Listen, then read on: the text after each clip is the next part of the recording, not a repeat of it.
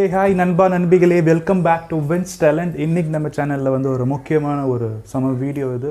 இந்த வீடியோ நான் ஏன் போடுறேன்னா வந்து மாடி தோட்டம் வளர்க்கணும்னு ஆசையாக இருக்கும். இது ரொம்ப சிம்பிள் தான். இது ஸ்டார்டிங் வந்து பெருசாக ஆரம்பிக்க வேணாம். ஸ்டார்டிங் வந்து கொஞ்சமாக ஒரு கீரை, அரைக்கீரை, இல்லை வீட்டில் இருக்க வெந்தயம், கடுகு அதை வச்சு நம்ம ஸ்டார்ட் பண்ணலாம். உங்களுக்கு ஒரு எக்ஸசைஸ் மாதிரி இருக்கும். மாடியில் இதை வச்சா நம்ம மாடிக்கு போகலன்னா கூட இதை ஸ்டார்ட் பண்ணோன்னா இது மூலிமா நம்ம மாடிக்கு டெய்லி போவோம், தண்ணி ஊற்றுவோம், அதை பார்ப்போம். மனசுக்கு ஒரு சின்ன சந்தோஷம் கிடைக்கும். நான் வந்து ஒரு 4 தொட்டியில் வந்து அரைக்கீரை விதை போட போகிறேன். ஸோ வந்து இந்த 4 தொட்டி ஃபஸ்ட் இப்படி தான் இருந்துச்சு. இது வந்து தேவையில்லாத செடிங்கள்லாம் வந்துருந்துச்சு. ஸோ 4 தொட்டியும் க்ளீன் பண்ணிடலாம். ஃபஸ்ட்டு க்ளீன் பண்ணிவிட்டு நம்ம நெக்ஸ்ட்டு வந்து அரைக்கீரை விதை போட்டு நெக்ஸ்ட் என்னென்ன ப்ராசஸ்னு ஸ்டெப் பை ஸ்டெப்பாக பார்க்கலாம்.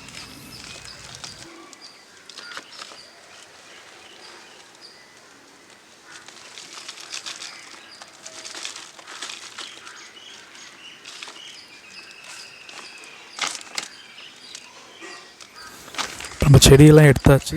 மண்ணை வந்து நல்லா மிக்ஸ் பண்ணி விட்டுக்கலாம். மிக்ஸ் பண்ணிவிட்டு கொஞ்சம் நேரம் காஞ்சா போதும்.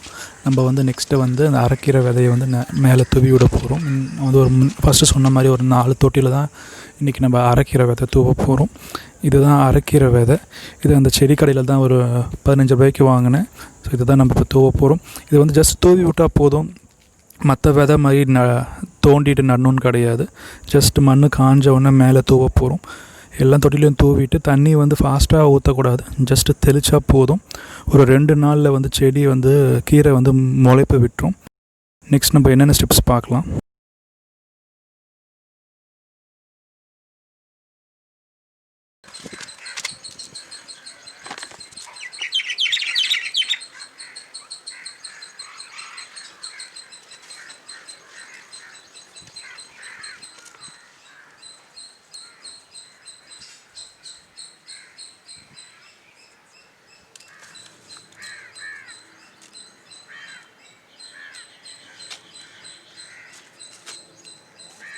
நம்ம கீரை விதை வந்து எல்லா செடியிலையும் தூவியாச்சு.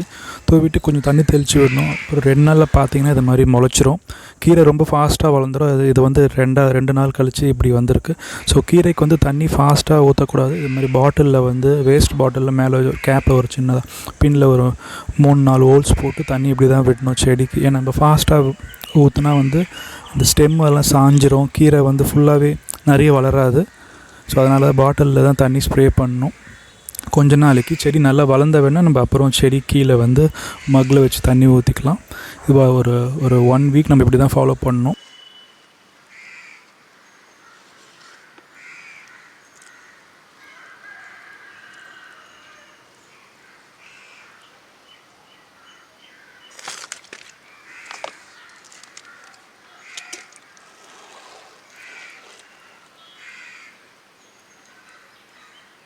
கீரை செடிக்கு வந்து டெய்லி ஒரு நாள் தண்ணி ஊற்றினா போதும். காலில் மட்டும் ஊற்றினா போதும். நிறைய தண்ணி தேவைப்படாது. இப்போ இது பார்த்திங்கன்னா இது வந்து ஒரு 4 நாளில் கீரை இப்படி வளர்ந்துருக்கு. இப்போயும் வந்து தண்ணி வந்து நான் பாட்டிலில் தான் ஊற்றுறேன். கொஞ்சம் பெருசாக வளர்ந்த ஒன்று தான் நான் வந்து ஒரு மக்கு எடுத்து அது மாதிரி ஊற்றணும்.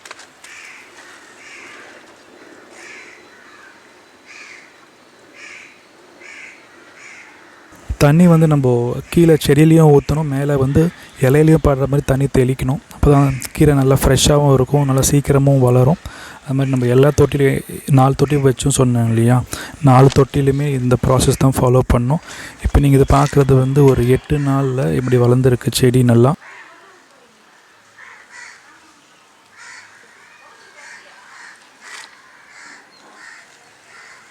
இப்போ நீங்கள் பார்க்குறது வந்து இந்த கீரை செடி வந்து ஒரு 1 வீக் ஆச்சு விதை போட்டு நல்லா வளர்ந்துருக்கு. தண்ணி வந்து டெய்லி தான் ஊற்றிட்டுருக்கேன் நான். இப்போ நெக்ஸ்ட் வந்து இது மாதிரி செடி வச்சா அந்த மாதிரி வண்டுங்க வரும், அதை பார்த்துக்கணும். அதுக்கேற்ற மாதிரி உரம் நிறைய மருந்தெல்லாம் இருக்குது, அதை தெளித்து விட்டால் போதும். இப்போ இது பார்க்குறது வந்து ஒரு 10 நாள் மேலே ஆச்சு. இப்போ வந்து தண்ணி நம்ம கீழே ஊற்றலாம், மக்கில் எடுத்து இது மாதிரி செடியில் ஊற்றலாம். இது மாதிரி ஒரு எல்லா செடியிலையும் ஊற்றிட்டு மேலே வந்து அந்த பாட்டிலில் சொன்ன மாதிரி மேலே இலையிலையும் தெளித்து விடலாம். அப்போ தான் இலையும் நல்லா ஃப்ரெஷ்ஷாக இருக்கும். சொன்ன மாதிரி சீக்கிரமாகவும் வளரும் நம்மளுக்கு கீரை. ஒரு 2 வீக்ஸில் போதும் கீரை நல்லா வந்து நம்ம வந்து கட் பண்ணுற அளவுக்கு வளர்ந்துடும்.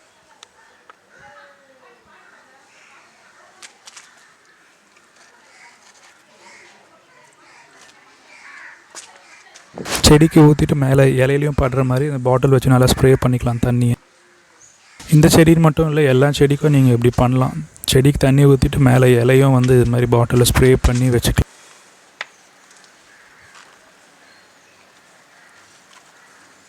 இப்போ நம்ம கீரை சமைக்கிற அளவுக்கு ஹைட்டு வந்துடுச்சு. இது வந்து 2 வாரம் மேலே ஆகுது. இப்போ நம்ம கட் பண்ணிக்கலாம். சிசர் வச்சு கட் பண்ணிடணும். நீங்கள் வேரோடு பிடுங்க வேணாம். சிசர் வச்சு கட் பண்ணிட்டா கீரை வந்து ஒரு 2 வாட்டி நல்லா வளரும்.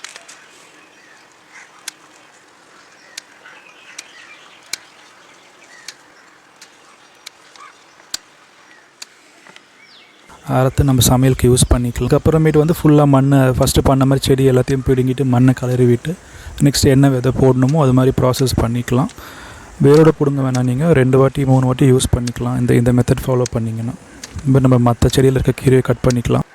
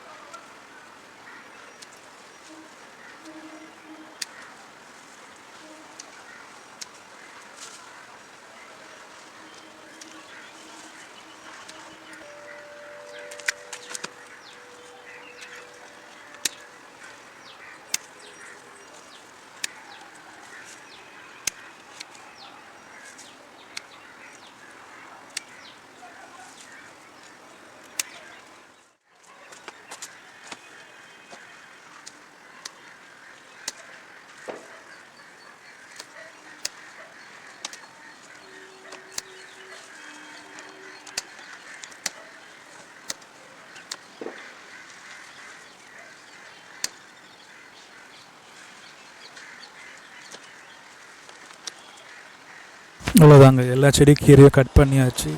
வந்து ஒரு கடையில் விற்கிற அளவுக்கு ஒரு கட்டு கீரை நம்மளுக்கு இன்றைக்கி கிடச்சிருக்கு மாடி தோட்டத்தில். அவ்வளோதான், ரொம்ப சிம்பிள். பார்த்துருப்பீங்க, எல்லாருக்கும் கண்டிப்பாக பிடிச்சிருக்கும். ஸோ நீங்களும் ட்ரை பண்ணி பாருங்கள். ட்ரை பண்ணிவிட்டு நீங்கள் ட்ரை பண்ணிவிட்டு இந்த பிக்ஸ்லாம் ஷேர் பண்ணுங்கள். ஸோ தேங்க்ஸ் ஃபார் வாட்சிங். Have a great day.